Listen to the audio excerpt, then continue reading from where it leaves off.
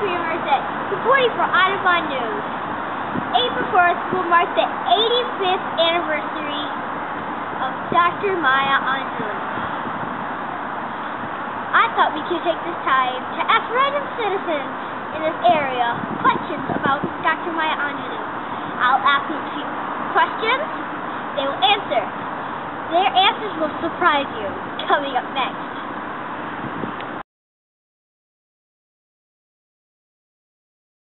Hi, this is Sophia Marzett again, reporting for Audubon News at 8. I will be asking questions to random citizens. Let's start. Ma'am, can you tell me when Maya Angelou was born?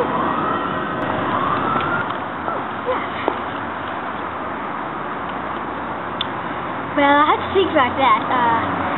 September 14th. Sir, I see you're clearly a really big Red Sox fan. Fist bump.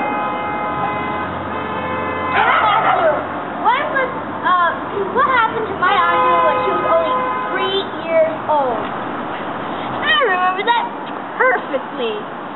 Aragagura. All right. Win for the Sox. Lady with the feather hat. Hi. Can I ask you, what happened when Maya Angelou went back to St. Louis when she was only 7 years old with her brother? She got back to her father. And then her father died.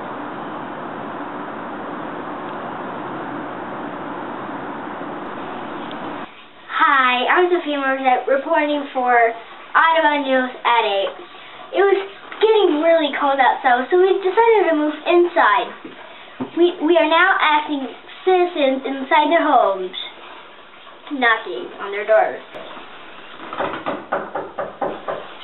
Hi, we're from Audubon News at 8.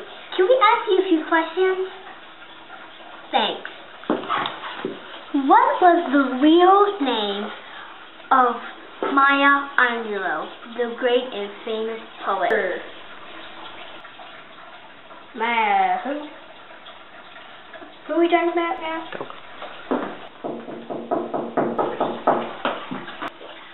Hi, can we ask you a few questions? Thank you. How did Maya Angelou get the name Maya Angelou?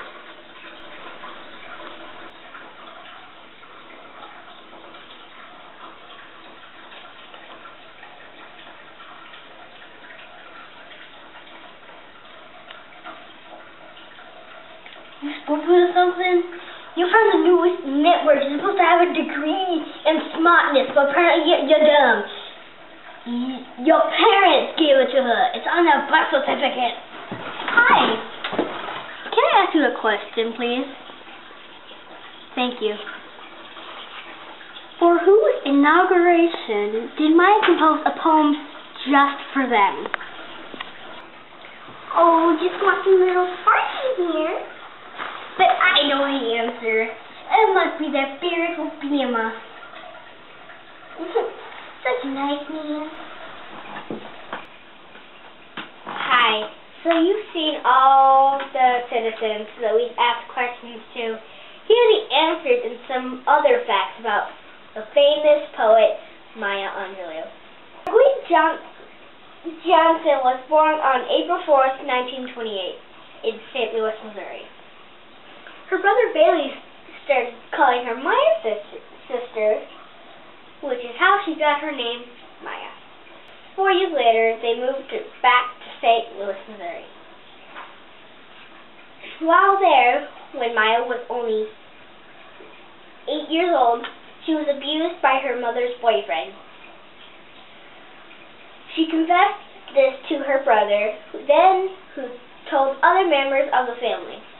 The next day, that person was arrested and only spent 1 day in jail. 4 days later, that person was killed. Maya believes that a family member, a member of her family, had killed him. But because of that, she became mute for 5 years. So she did not talk for 5 years. She said, I felt my words killed him. I killed that man because I told his name. And then I thought I would never speak again because my voice could kill anyone. While she was mute, she developed her extraordinary memory and her love for writing books and lyrics. In 1953, she became a nightclub performer. The manager at the club suggested that she change her name to something more exotic, or a stage name. It was then that she took the Maya from her brother Bailey and her husband's last name, Angelou, and that changed to Angelou. She is now Maya Angelou. During the 1960s, she worked for the Southern Christian Leadership Conference, which was very important during the Civil Rights Movement. It was during the time that she became friends with Dr. Martin Luther King Jr. In her lifetime, Maya became an author, poet, historian, songwriter, playwright, dancer, stage and screen producer, director, performer, singer, and civil rights activist.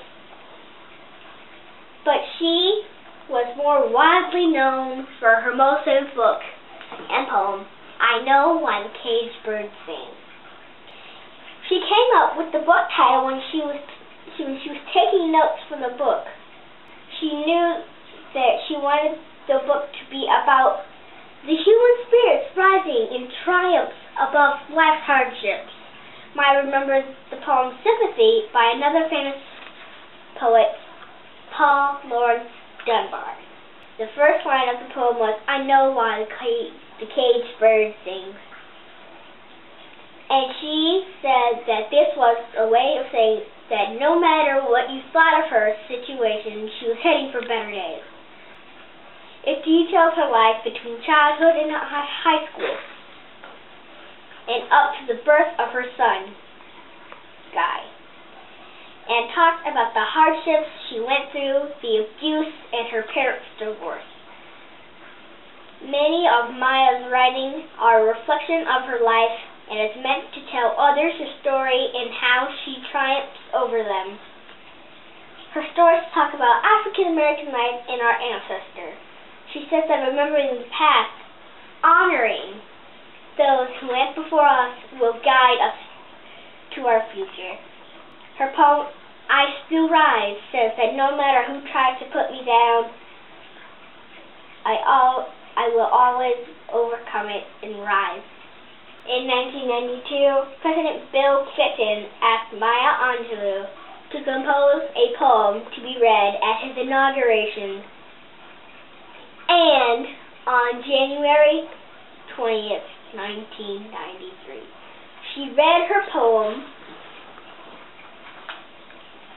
on the Pulse of Morning. She was only the second person to ever read the poem at an inauguration. Robert Frost did it first for the first time for John F. Kennedy in 1960. This poem was about encouraging people everywhere to have hope for the future even though the past has been difficult.